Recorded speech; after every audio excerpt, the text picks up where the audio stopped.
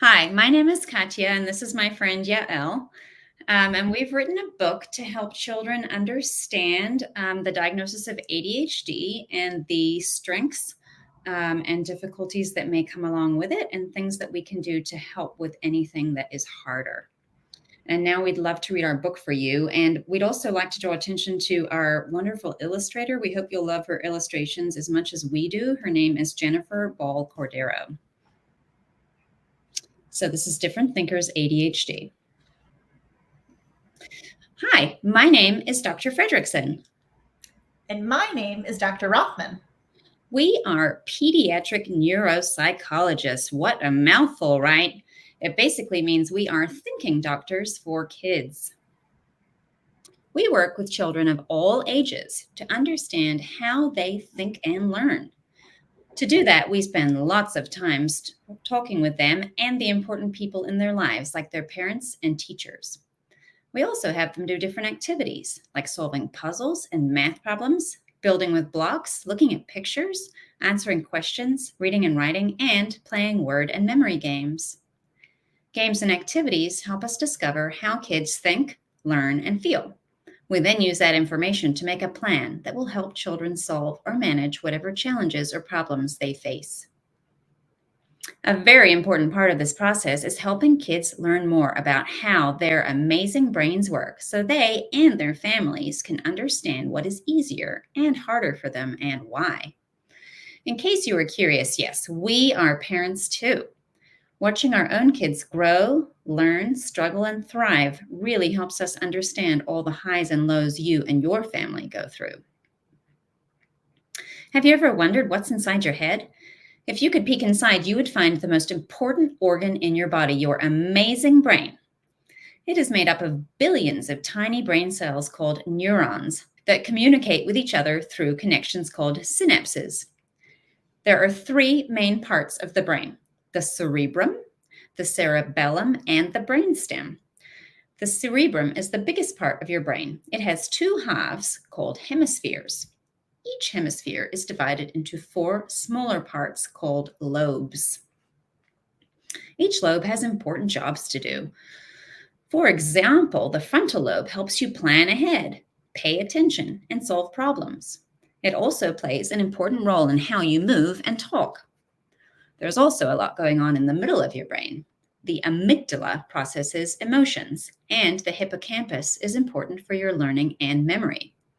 The hippocampus means seahorse in Latin because it's shaped like a little seahorse. The cerebellum is in the back of the brain and looks like a smaller version of your brain. In fact, cerebellum means little brain in Latin. It helps with balance, movement, and coordination. The brainstem connects your brain to your spinal cord. It helps with really important bodily functions such as breathing, heart rate, and swallowing. Did you know your brain is still a work in progress? It will keep developing and growing until you reach your 20s. As you learn new things, your brain makes new connections and strengthens the connections that already exist. Isn't that amazing? Now that you know the parts of your brain, we want to introduce you to three new friends and explore how they think and learn. Hey, great to meet you. I'm James. I like riding my scooter, playing with Lego blocks, and baking awesome chocolate chip cookies. Hi, I'm Sammy. I love to draw my own comics, play video games, and swim at the pool with my brother. Hola, I'm Ella. I love to play the flute, do gymnastics, and play with my hamster. It seems like James, Sammy, and Ella don't have anything in common, but they do. They are all different thinkers like you. Each has their own unique way of navigating through the world. It's hard for me to get ready for school in the morning because I always start playing with my toys. I forget sometimes to get dressed and go downstairs for breakfast. My big sister gets mad waiting for me. Mom gets grumpy too. Does this ever happen to you? I love running, laughing, and shouting with my friends during recess. Other kids like to play quiet games like pretend family. My favorite game is tag, and I am a super fast chaser. I get really excited when I catch other players, but sometimes they get mad at me, and sometimes I get mad at them too. Does this ever happen to you? There is so much to learn at school. Everyone says I'm smart. I try to get good grades and make my parents and teachers proud, but sometimes during class, I think about my favorite book. I imagine I'm the main character, waving my wand, casting spells, and going on adventures. Does this ever happen to you? We are all different, but we do have something in common. Self regulation is hard for us. Struggling with self regulation means we might have trouble paying attention to things like schoolwork that other people want us to focus on. Sometimes we might have trouble controlling our behavior, like sitting still, keeping our hands to ourselves, and being quiet when we're supposed to. Other times, it's hard for us to keep our emotions under control when we get upset. Another thing we may have trouble with is executive functioning. That means we might forget to hand in our homework, give our parents a permission slip, or study for a test. We may have trouble getting started and finishing our homework without help from a grown-up. We may always be running late for things like soccer practice or birthday parties, and we may have trouble remembering where we left our stuff. Remember that brain picture on page 6? Executive function skills are located in the frontal lobe. This part of your brain doesn't finish developing until you're an adult, so you still have plenty of growing left to do. When self-regulation and executive function problems get in the way of our ability to be successful at home, at school, or in other places like the playground, it might mean we have ADHD. ADHD stands for Attention Deficit Hyperactivity Disorder. ADHD means having trouble with one or more of the following: paying attention to things that aren't interesting to us, sometimes called ADD or Attention Deficit Disorder; sitting still without fidgeting, squirming, or standing up; or 3, thinking before we act. Kids like us who have ADHD are different thinkers, which means we may have special ways of seeing and doing things. The world was not built for different thinkers, so there are some things that can be harder for kids like us. But being a different thinker can also be an amazing thing. Different thinkers help move the world forward. We see things differently, so we can come up with new ideas, inventions, art, and more. Kids with ADHD have lots of strengths. We can really focus on and stick with activities that are important to us, which can help us gain a lot of knowledge or develop more advanced skills. For example, James builds the most amazing creations. We often have an adventurous spirit and are excited to try new things and create. We are spontaneous, energetic, and fun-loving. For example, Ella has a fantastic imagination and loves telling stories, and Sammy is passionate about his art. ADHD can sometimes look a little bit different in boys and girls. Boys may have more trouble controlling their behavior, which makes their ADHD more visible. Girls may find it harder to pay attention, which isn't always as noticeable. Do you know anyone with ADHD? You probably do and don't even realize it. Millions of kids and adults have ADHD. You might have a family member with ADHD because it often runs in families. Or maybe you know about a famous person who has ADHD. Now that you know what it means to have ADHD, let's think about what it looks like for you. What skill or talent comes easy to you? List 3 things that you're good at. Remember, James, Sammy, and Ella described their strengths earlier. For example, Sammy is super talented at drawing comics. Here is where you would add things that you're good at. What things are harder for you? Think of them as works in progress, meaning that they can improve if you work on them. Here's where you would write 3 things that are harder for you. Here are situations that can sometimes be harder for kids with ADHD. Can you pick out which situations would be harder for James, Sammy, and Ella? Are any of them hard for you? I make careless mistakes on schoolwork, like rushing through instructions or forgetting to check my answers. If it's not fun, I have trouble paying attention. People have to call my name a few times before I hear them because I'm busy thinking about something else. It's hard for me to get started on something, and when I do, I get sidetracked and don't finish. I have trouble keeping my stuff organized. I lose things that I need, like homework, pencils, or my jacket.